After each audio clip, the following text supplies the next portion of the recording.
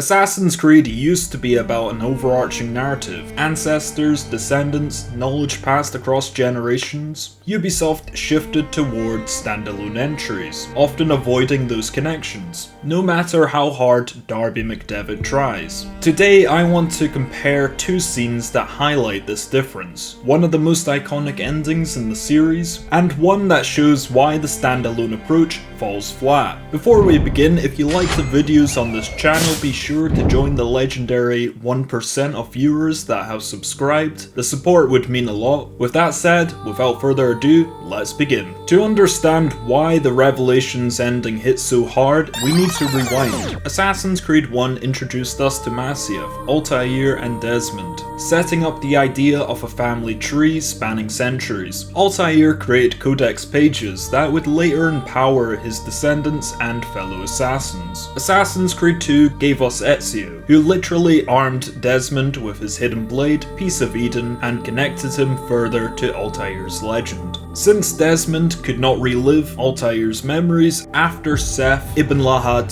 was conceived, the game constantly reminded us that Ezio was following in Altair's footsteps, building on what came before. The ending of AC2 brought Desmond face to face with Minerva through Ezio, proving that the ancestor's story mattered, but the modern day mattered more. By Brotherhood, Ezio was actively preparing for Desmond's future, even if he didn't fully understand why. All of this culminates in Revelations, where Altair, Ezio, and Desmond's stories finally converge. The Revelations ending has three phases: Altair's final memory, closing his arc, Ezio addressing Desmond directly across time, and Jupiter setting up AC3 as the grand finale. The second phase of this ending, Ezio speaking to Desmond, is easily one of the greatest moments in the entire series. Ezio reflects on his life, acknowledges the burden he'll never fully understand, and chooses to step aside, trusting Desmond will carry it forward. It's a generational handoff that feels earned after years of build-up as the player, but also for these characters. Now compare that to Odyssey. Layla relives Cassandra's memories using the Spear of Leonidas, which already feels like a weaker connection than the more emotional ancestor-descendant link. After reliving 0.4% of Cassandra's life in the Animus, Layla just meets Cassandra, who's been alive for over 2,400 years in person. Instead of a powerful handoff, we get a 4-minute conversation full of small talk and vague prophecies. No growth, no real insight, no emotional payoff. It's a far cry from Ezio's concise, heartfelt 1-minute speech in Revelations. Why does this scene in Revelations work, and Odyssey's does not? Revelations is the payoff of 4 games. Odyssey's modern day is set up in 1. Ezio's message is short and impactful. Cassandra's is bloated and aimless. The presentation of each scene is important also. Revelations' ending is a grand spectacle. Epic music, layered visuals, emotional weight. Odyssey feels flat and ordinary, no different than any other cutscene in the game. Revelations reinforces the series' core themes: legacy, knowledge, and sacrifice passed through generations. Odyssey undermines this team effort of the Brotherhood by creating a character who does everything herself and then finally handing the baton to a character who only lives for 2 years after this interaction.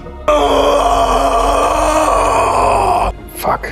Part of why Desmond's arc works is because he grows. He starts as an ordinary guy, a runaway, a bartender, and becomes someone who understands the Brotherhood's cause through Altair, Ezio, and Connor. His sacrifice and development feel earned. Layla, on the other hand, is introduced as an already smart, capable activist. She learns little from Bayek, Cassandra, or Eivor. Without room to grow, her story stagnates. Even Valhalla's attempt to give her a proper send-off feels like papering over the cracks, trying to fix this inconsequential, nonsensical character. The Revelations ending remains one of the most iconic moments in Assassin's Creed, because it had years of build-up, emotional weight, and a clear narrative purpose. Altair passed on his knowledge and his most personal memories to Ezio, so he could learn from from Altair and remember to experience what the Brotherhood fights for. Altair and Ezio passed on their skills, knowledge, and lived experience to Desmond through the Animus and the Bleeding Effect. Desmond would go on to carry out his ancestors' legacy to its ultimate conclusion. By comparison, Odyssey's ending lacks that conviction. It's too long, too shallow, and disconnected from what made the series special in the first place. And that's why the symbiotic ending in Revelations, paying off multiple storylines and setting up more, will always stand as peak Assassin's Creed, while Odyssey serves as a reminder of how far the series drifted from its roots. But what do you guys think?